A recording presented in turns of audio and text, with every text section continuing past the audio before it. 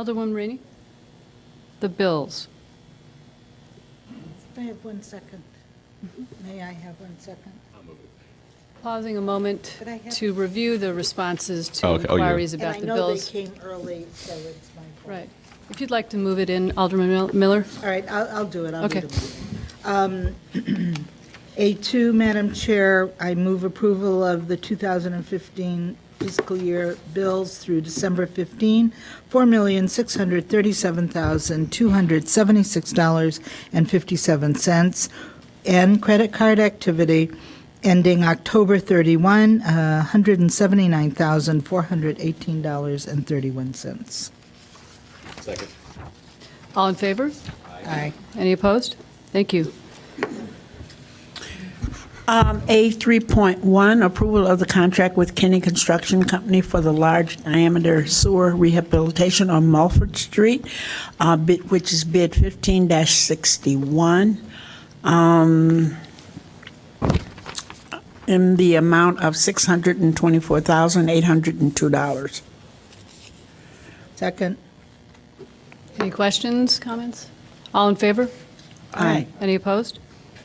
Thank you. Alderman Braithwaite? 3-2?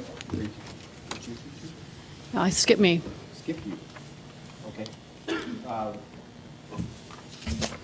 Madam Chair, I'd like to move item 3.2, approval of the contract with ESI Consultants Ltd. For Isabella Street Bridge and deck rehab. It's in the amount of $34,800. It's for action. Second, any questions? All in favor on Isabella Bridge deck? Aye. Any opposed? Thank you. Alderman Miller? Move approval of item A 3.3, which is a contract for the management operations of 3 self-park facilities with SP Municipal Services. It's in the amount of, in 2016, it's in the amount of $1,508,500, $1,508,500. 2017 and for $1,490,925, and 2 one-year optional extensions after that. Second. Second. Any questions? All in favor? Aye. Any opposed? Thank you. A 3.4, approval of an agreement is requested for citywide rodent control services with Rose Pest Solutions. This is from February 1 through February 1, 2017. Second. Alderman Miller? We're going to have a presentation on this later, right, at That was, the full my board? question was, I believe the presentation's at council. Right. No? Now? It's now? You want to do now? Do we have questions? I have a couple. I thought we were going to see the presentation, but I figured that was going to be a council. Is it now? Was the presentation simply background for our preparation just for this agenda item? So, all right, no presentation planned. Any Oh. questions then? Do, Go ahead. A couple, just reporting in a sense. I've received a couple of emails. I don't know if it's something. Are you teed up and ready to give a presentation? Do we have time for a really quick overview? No, we're going to have that. I mean, This is that's why I'm asking. Are we going to do it at council? That's or why are we we're gonna do- here. We should have a presentation. I still haven't received. No one's answered my question. Was the? Oh, go ahead. Apologies. Madam Chair, members of the Administrative and Public Works Committee, Mr. Assistant City Manager Lyons, I'm Carl Knievo, the Assistant Director of the Director of the Department of Public Health.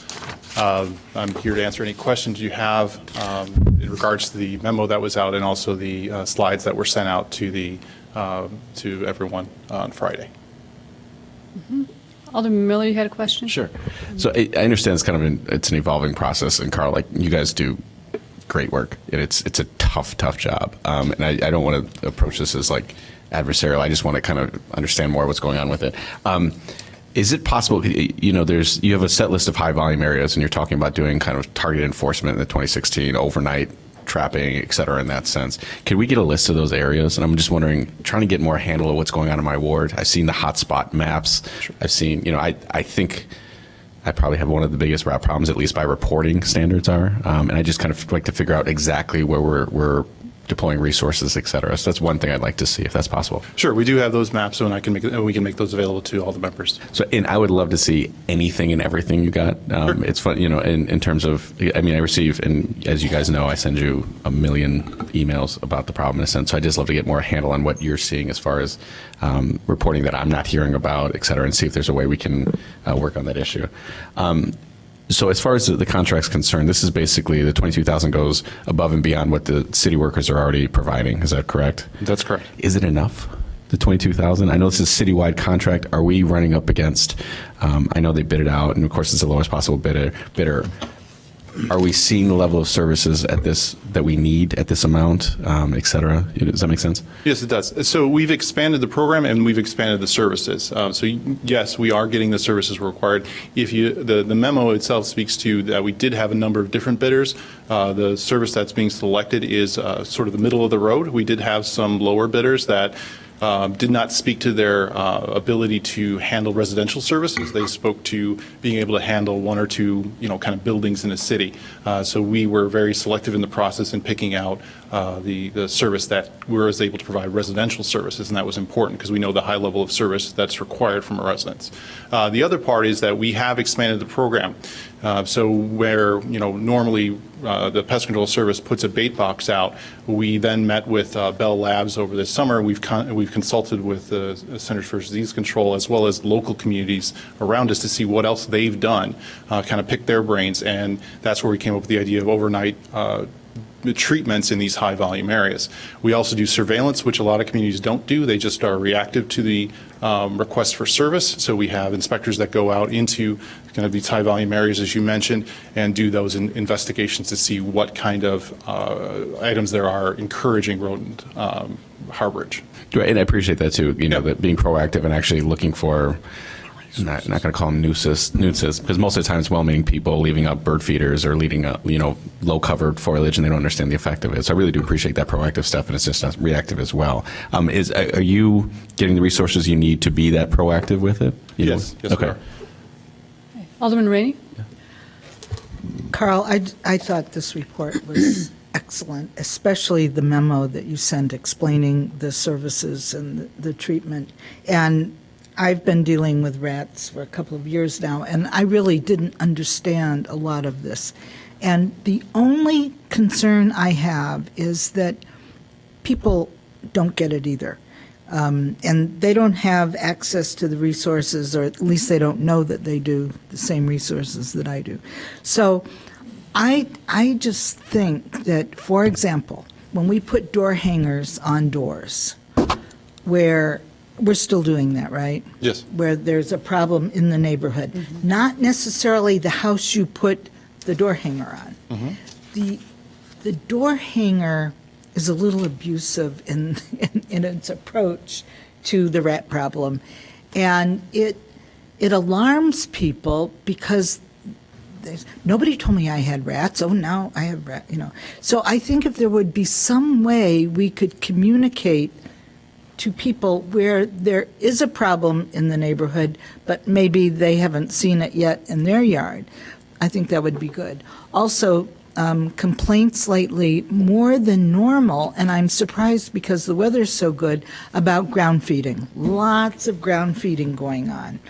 Big piles of, stale bread and all sorts of things all over, especially in the parks. And one park in particular is Clyde Brummel Park. There is a violator who dumps piles of food in that park, and that's over adjacent to the tracks, the yellow line tracks, which, it's just a terrible mess. So if we could deal with that. Also, I saw someplace, and I can't remember where it was, how we have the curb your dog signs, they're regular signs like a parking sign? Sure. I saw these signs about ground feeding and about curbing your dog that were about 3 feet high, like a yard sign, only more sophisticated than that, stuck in the ground where I think people would better see them. And I think we ought to think about that. I think that might be helpful. We can research that as well. Alderman Brady? Thank you, Madam Chair. The other thing that I've noticed, Carl, at least in the areas where I start to get phone calls, is, real little things like garbage cans. And I don't know if our city staff, maybe working with Public Works, can be a little bit more proactive if you see garbage cans where there are big holes in them, to either tag them so residents know to make the call, or even be proactive with replacing those cans. And again, that's in those high call volume areas. And then in terms of pre-baiting, how's that going to work? Is someone going to have a release on file for you to go ahead and do that, or are you just going to place the box for those that are watching this? Sure. So for the people who have the release of liability on file, we can go ahead and go to those properties within the amount of days that the release is good for. We can also do the pre-baiting in the alleys. So in those public spaces, we can do that already and be checking on the amount of feeding and how often. Good. Alderman Holmes? I think that there's a job for us to do as well with this, having been one who had to experience rats coming into my yard from a neighbor's yard, that people are just not aware. Even you have the bird feeders, but also people who don't walk their dogs and they don't pick up after them. Sure.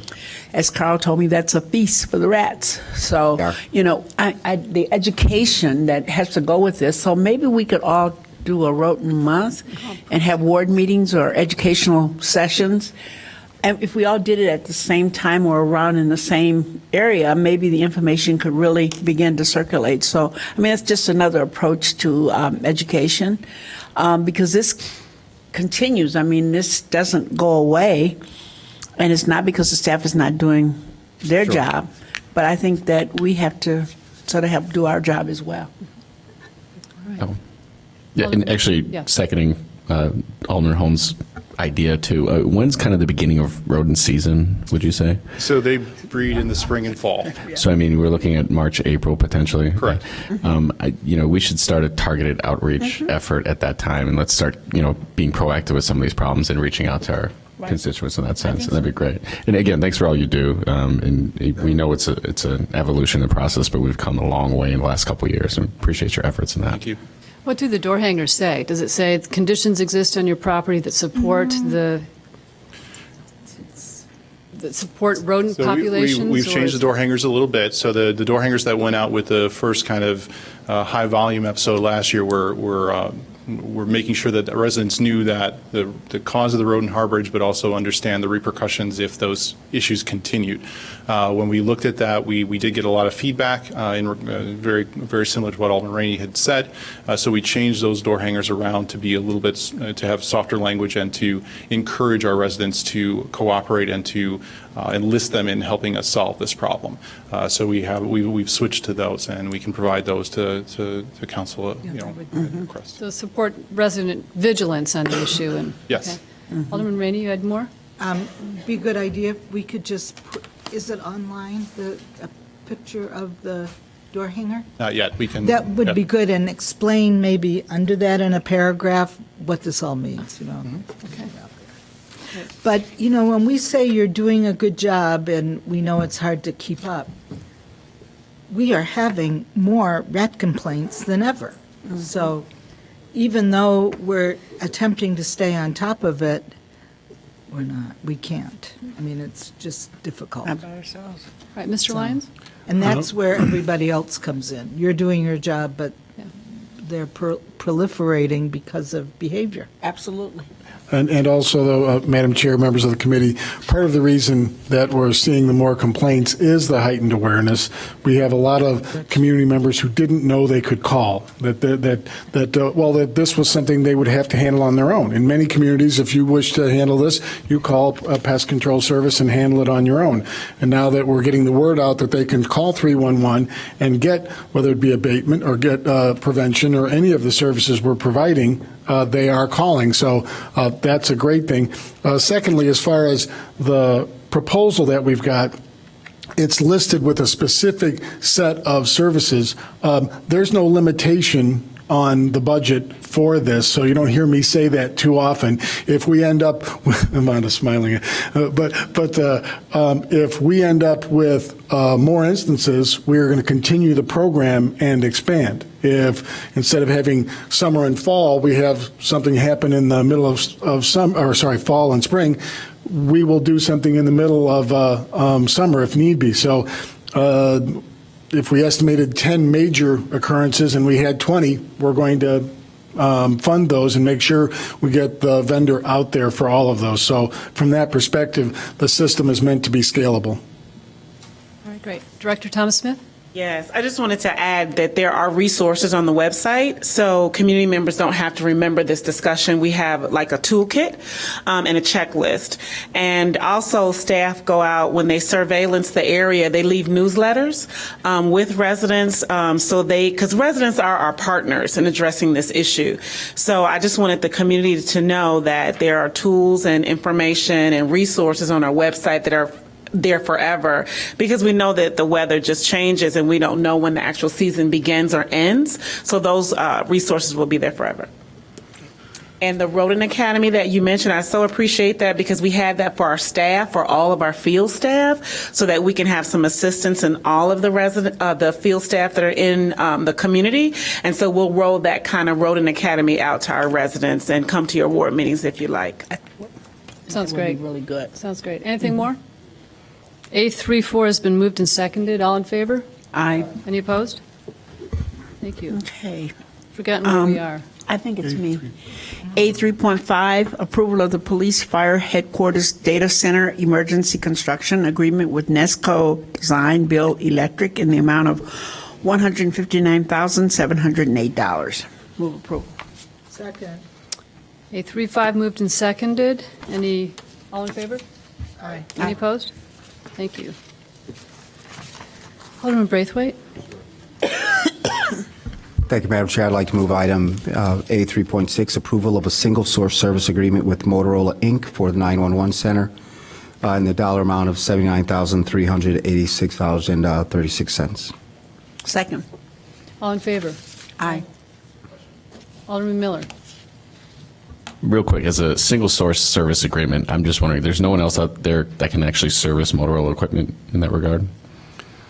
Madam Chair, and Mr. Polinsky is coming up, but it's not that there's no one in this area. They usually divide it up by areas, but I'll let him address it more specifically. Yes, Madam Chair, members of the committee, and Assistant City Manager Lyons. Perry Polinsky, Police Department 911 Communications Coordinator. Historically, we are a Motorola shop, whether we're talking about base stations, receiver sites throughout town, police and fire radio subscribers, the handheld portables or the in-car radios. In the past, we have mixed different vendors' equipment and found out that the reliability and the dependability isn't there. And as you can imagine, the first responders using this equipment in mission-critical situations, the dependability and reliability has to be there. That's why we're an entire Motorola shop. But the question's not Motorola, it's this vendor. We correct? We want to know this. Motorola is the vendor. Yeah, our service agreement is through Motorola, and they subcontract out to Chicago Communications. In their regional in operation, basically, That's correct. We're part of one single- And I can speak in past experiences, also having the power authority, behind Motorola. We can't wait till the next day or to get equipment repaired. So it doesn't come up too often, but on occasion, we've had to flex that muscle through Motorola to get immediate attention to our needs. All right. Any other questions? I call the vote. Let's do it again. All in favor? Aye. Any opposed? Thank you. Alderman Miller? 3-7. Move approval of a renewal of a single-source building automation service agreement for HVAC systems with Schneider Electric in the amount of $25,752 for 2016, $26,436 for 2017, and $27,132 for 2018. Second. Alderman Rainey. Yes. Could we be told how many times we have to call them out for service calls or repair calls or anything?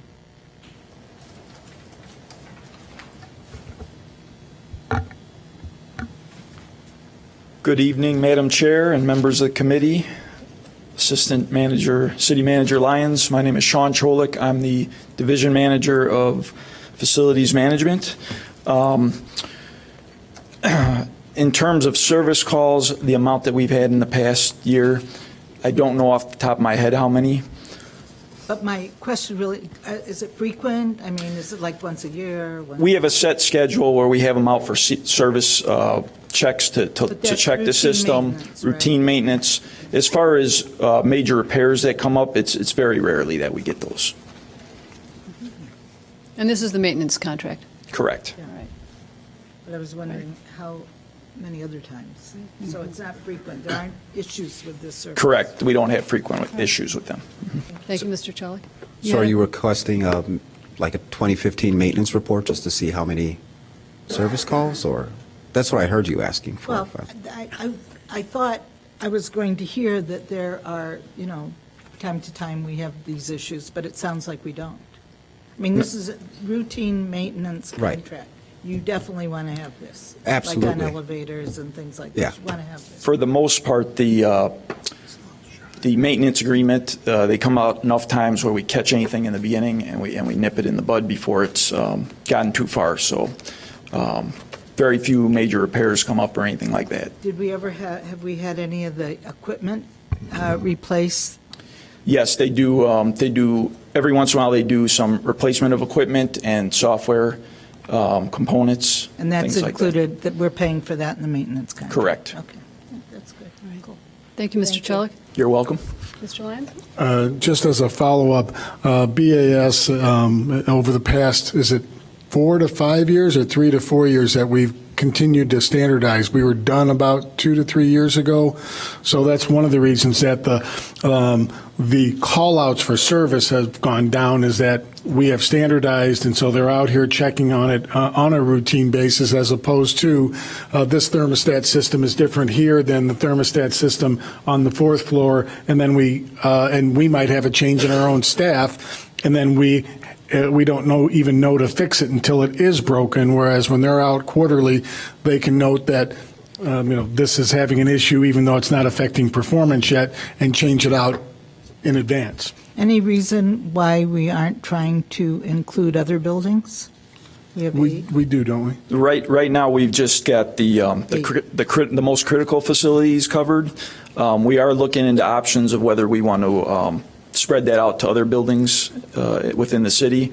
Right now, this contract covers Fleetwood Jourdain, Chandler Newberger, the Service Center, Robert Crown Center, Levy Center, the building that we're in now, Civic Center, and fire stations 3 and 5. Aren't 1, 2, and 4 important? That's a good question. And also the fire, I don't think the police station is included, is it? The police station and the fire station, the main headquarters is under a different proprietary system with Siemens, so they're a completely different service agreement. As far as fire stations 1, 2, and 4, I want to say that 4 is probably not covered under this agreement just because it's a much smaller station, but I would have to look into why those 3 are not covered. Maybe because they're occupied 24 hours, somebody can call up and say, hey, the heat's not working or something. That very well could be. I would have to take a look and see. That just All right, satisfied. Thank you. Thank you. We've moved and seconded that one. All in favor? Aye. Any opposed? Alderman Rainey, A38? 3-8, correct? Correct. We're requesting approval to take to the council the expenditure of public education and government funds, commonly known as PEG, to Evanston Skokie School District 65 and Evanston Township High School District 202. Fund distribution is $39,017.97 to 202, $32,000 to District 65. This is for equipment. All in favor? Aye. Any opposed? Thank you. Alderman Holmes? A 3.9, approval of the service agreement for the 2015 Certificate of Rehabilitation Program with the James B. Moran Center for Youth Advocacy in the amount not to exceed $30,000. Move approval. Second. Any questions? All in favor? Aye. Any opposed? Thank you. Alderman Braithwaite. What are we on now? And 80, no, A4. A4, A4. A4. Approval for the proposed city council meeting dates. Like to move that. And we're approving that tonight because we did not meet as Rules Committee last week or the week before. Last week. Is there a second? Second. Sure. We have Such to? enthusiasm. Yeah. I don't. I was trying to. You need to abstain then. Right, that's right. Does their vote count? It does. All in favor? Aye. Any opposed? Thank you. Alderman Miller. A5. This is so boring. Move approval of item A5, which is the fiscal year 2015 third quarter financial report. We have a presentation tonight. Good. It's Second. been moved. We have a second. Thank you. Mr. Lyons, are you running this show? I am, Madam Chair. Madam Chair, members of the committee, I have on the screen is the third quarter financial. We just have about 9 slides to go through. You have a detailed report in your packet, and I will go through this and take questions. Since we cut it down, we moved this to the ANPW because we didn't quite get a full presentation at council. So if you have questions, then we can take those on at council if need be. So without too much ado, we're doing well as far as revenues. 74% is fantastic since we deferred or we didn't defer, but we have the one major building permit that was budgeted for is now going to show up in January. So given that we're at 74% year to date, that's good. In that number, you have no wheel tax yet. So that's $2 million in wheel tax, but then you have all of the property taxes. So as we note in the memorandum, different revenues show up at different times, and the same thing for expenses. So we are doing fairly well with our only concern. I was certainly concerned at the end of November when it started snowing a lot, but we've had a better string of weather, and Mr. Mayworm has said it won't snow again, right? No? Okay, no. Okay. So while I'll talk about some concerns, the fund balance at 16.9 or 17 million compared to our annual expenses of just over 90 million, we're above our minimum fund balance at this point, but it really matters where we're at year end, and we will continue to monitor that through the rest of the year. And that is for the general fund. So as I noted, this is a brief summary. So we've received all of our property taxes, but in some of our permits, we are well below as far as licenses, permits. That's at 62.21. Add $2 million in there for the wheel tax, and that helps that out tremendously. We also have reasons to be optimistic. We have a lot of projects on the drawing board right now that can and should hit in 2016. On the expenditure side, you can see that we don't have a single department over budget at this point. That's a little take it back. We have Parks and Rec, but that's because they just finished their entire summer. So they will then have 3 to 4 months without any of the seasonal staff that they would have.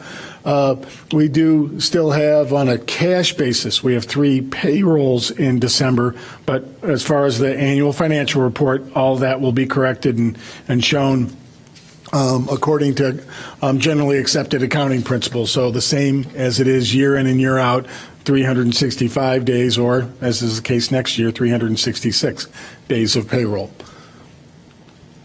The parking fund, water fund, sewer fund, and solid waste, all are a little under budget on the expense side, and that's at 34.49 year to date.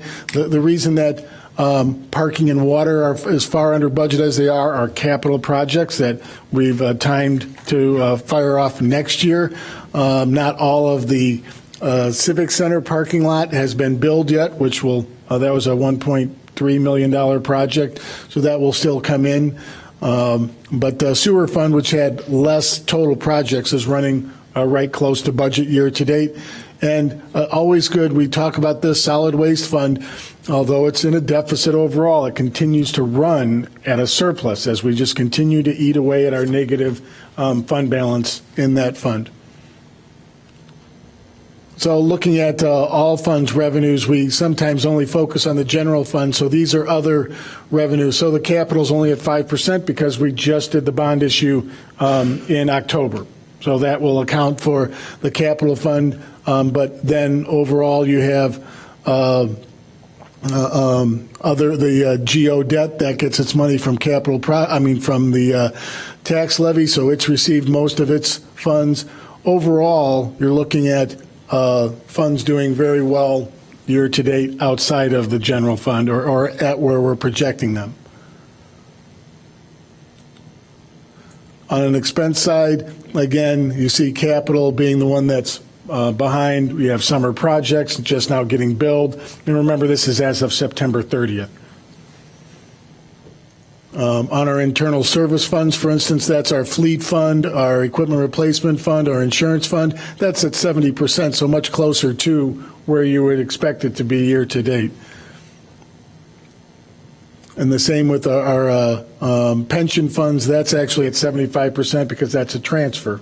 So you would see that. I'm trying to think if there's anything else in particular.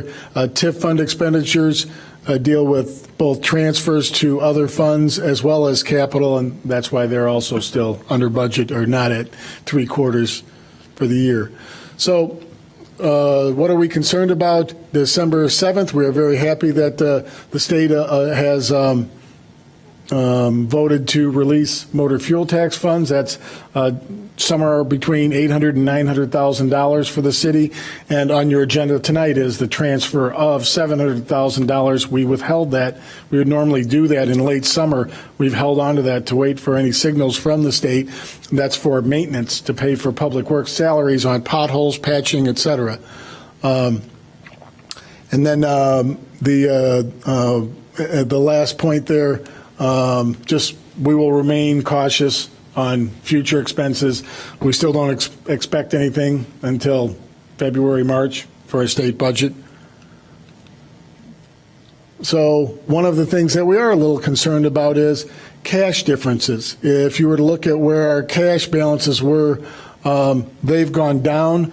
But we should not be concerned about those when it comes to our capital funds. So you see that the capital improvements fund dropped by from 12.3 million down to cash is 5.4 million as of September 30th, a year later. That's us spending the money down because we don't want in the capital fund, that's just borrowed money. So we do not want to be sitting on borrowed money. The water fund, 12 million. We had some of that was for the standpipes. You can see we're spending those dollars down. Sewer fund to a lesser degree, but again, in all those cases, those funds are all above their minimum fund balance so that they can operate again the following year. Economic development, we put that in there because we wanted to point out that we don't have the gigabit funds in there anymore, so that $1 million left. So no one should be concerned that we went from 3.4 down to 2.5 million. That actually means we're up a little bit without the gigabit grant funds in there. And then you see all other funds are very close to where they were in previous years on the fund balance and on the cash balance. Just wanted to make sure that the council was aware. If you were looking at a treasurer's report, you'd see us much lower in cash at this point, but that's a design spend down in almost all of the capital funds. General fund, we're actually a little concerned about that, but we know that we have the cash revenues coming in of major building permit right in January. So our December 31st may look a little tight, but we think we will be in okay shape going forward per the budget document. And I think that's what I just referred to. Did. Any questions, insights on the third quarter report? We have a motion and a second to accept it, place it on file. All in favor? Aye. Any opposed? Great. Alderman Rainey for a purely ministerial Well, item. it has implications, though. 2015 post-bond issuance report, staff's asking us to review it and place it on file. And this has to do with our reviewing transcripts after the bond sale. And our staff is telling us that we're in compliance with the IRS and the U.S. Treasury requirements. And that is true, is that not? Madam Chair, members of the committee, that is true. We are actually still reviewing because we did bonds so late for the 2015, so we're in that process. But I have certified to that. Even though we haven't reviewed them. We have an excellent team that put together the transcripts, so I've seen the transcripts, and now it's a matter of going through the entire process. When you look at this post-issuance report, it is a summary document, so we're attesting to what we've provided you as well as all of those other reviews, and we're very satisfied with the services of Chapman and Cutler, our bond counsel, and Public Financial Management, PFM, our financial advisors, who this last time around saved additional dollars on the refunding, and then we also were able to only issue $13 million in bonds for almost $14 million in cash, which helps keeps our overall debt lower through time. Thank you. All right, was that a motion? There was a motion. Is there a second? All in favor? Aye. Any opposed? Thank you. Alderman Holmes, A7. A7, Resolution 125-R-15, authorizing the transfer of motor fuel tax funds for general maintenance of streets in the amount of $700,000. Second. All in favor? Aye. Aye. Thank you. Any opposed? Didn't think so. I will move our approval of A 8.1 through A 8.12, which are our general obligation debt property tax abatements. We do all of them? I can do all of them, I understand. Is there a second? Second. So at this moment, though, I'd like, Marty, you and I spoke this today about whether you could just give a 2-minute primer on what a property tax abatement is, what it does. Yes, thank you, Madam Chair. Put this in context, if you would. Each year, the city of Evanston manages its debt, and we have a fairly complicated debt structure, but that debt is not all paid for from property taxes, even though historically we have about a 2-to-1 ratio in issuing general obligation bonds compared to other debts such as IEPA loans. And I shouldn't say historically, that's what our ratio is now. But so when we issue general obligation bonds, if we have other sources of revenue that we may use, then we need to inform the county, because the county of Cook is bound by our bond ordinances to levy a tax when we issue a general obligation bond unless we tell them not to and certify via resolution that we have identified other funds that we may use to pay those bonds, this year's payment on those bonds off without levying a tax. As an example, water fund, we have issued general obligation bonds over the past 5 years, and then the bonds are paid for from water rate revenues. Probably our largest source of abatement in the past 2 decades has been tax increment finance revenues. And we still have a large tax increment finance rebate where it's $2.3 million in one of the abatements and another million in another that are still coming from the Washington National TIF Fund. So over $3 million comes from the Washington National TIF Fund to abate a general levy. In that case, though, it is a property tax on the properties inside the TIF district, and that's all on growth from when the TIF started, that is paying those bonds so that residents of the general population do not have to. Be happy to answer any questions on any of the specific abatements. One final note, we've kept the levy for property taxes down over the past 2 years and into next year by a little over $1 million through a transfer from the general fund, in effect, sales tax revenue or any other revenue source, but the council has approved that each year where we've transferred over $1 million into the debt service fund to pay off debt service without raising the property tax. Great, thank you. Any questions? All right, moving A 8.1 through A 8.12. All in favor? Aye. Any opposed? Great, thank you. Alderman Braithwaite, if you would move A9, and we have a presentation that goes along with this. Yes, Madam Chair, I'd like to move item A9, approval Or- of Questions? revisions to the street sweeping schedule. And please note that we have a memorandum that has been updated with the additional revised Well, yep, per conversation at our last meeting. yes. That is in front of you at the desk, and a presentation. Thank you.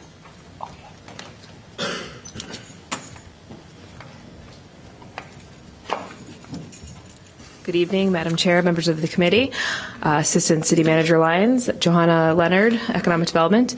This will look familiar because it's the presentation we've had the past 2 meetings, but I will quickly move through it. This is the existing signage we have around Evanston. It's a little confusing for street cleaning and snow removal. Here's where we have some hot spots for ticketing for parking for street cleaning, for when we have street cleaning violations. And then this is the example of the new signage that does not look that color, but in your packets is more true to the color. And you'll note that in the snow emergency, we've removed the dates, which is the item in the next on your agenda, because sometimes it may snow outside of December and Through March. Right. All right. Thank you, Ms. Knighton. Any questions? Alderman Rainey. Could I talk about the snow removal first? I mean, you brought it up. I like that, but we are going to have to be consistent, because if we're not consistent, then people won't believe if we don't do it on one day when it's 4 inches, then, they don't move the next time. And consistency with snow removal is so important. Yeah. Thank you. Yes, we will be consistent. So people simply need to sign up for text messages, right? I mean, that anybody who doesn't get the text messages about street cleaning or snow removal, we really should push to get people to do that. It's so Right. important. Anything else on this one? A9, all in favor to move it to council? Aye. Any opposed? Thank you, Ms. Knighton. Thank you, Mr. Mayworm. Thank you. A10. Alderman Miller. Move approval of ordinance 166-0-15, which is a revision to the snow emergency parking restrictions. Second. With note that we are looking to do this all in one meeting tonight, in advance of snow to come. All right, all in favor? Aye. Any opposed? Thank you. Alderman Rainey. A11, ordinance 115-015. This authorizes the sale of used copiers owned by the city of Evanston to Aroka Group Midwest Copier Exchange for $1,975. Second. All in favor? Aye. Any opposed? Thank you. Alderman Holmes. A12, ordinance 159-0-15, authorizing the sale of plus property from the fleet vehicles. This would authorize the city manager to offer these vehicles for sale at the public auction. Move approval. Second. It's moved and seconded. Alderman Miller. Ricky, real quick. Vehicle 80, was it in an accident, or why was it totaled with 55,000 miles and it was in 2009 model year? Good evening, Madam Chair, members of the committee, Assistant Manager Lyons. To answer your question, yes, it was totaled in an accident on, I believe it was Grosse Pointe Road. It was totaled in an accident on Grosse Pointe Road. Pardon me, I'm sorry. What are the details of that? I don't have the exact details, other than the fact that it was the vehicle, I believe, was coming off of one of the side streets, and came in collision with another vehicle on Grosse Pointe Road. It is being held right now as we're still waiting for their insurance adjusters to give final release so we can sell the vehicle. Was anybody hurt? To the best of my knowledge, I don't believe so, no. Were kids in the vehicle at the time? I don't know. I'd have to look at the report. I'd like to see that report. I will find the report for you, ma'am. Thank you, Mr. Voss. Did you have other questions, Alderman Rainey? That was my question. All right. All in favor, A11? Aye. Any opposed? Say 12. A12 to you. Alderman Holmes, A12? I just did Oh, it. you That's did what it. we were doing. Oh, that was it. All right. That was Thank you. A12. Done. There are no items for discussion or communications. We are adjourned until Planning and Development No, at we're not. 7:15? No, we're not. I'm not sure everybody knows, but tonight is Alderman Grover's last night, and she's going out with a bang, chairing Administration and Public Works. How much better can it get? Right. And I've reached the pinnacle you right are, here. you have, and that's why you're moving on. So just thank you for everything, Alderman Grover. Thank you. Absolutely. Yes. My pleasure.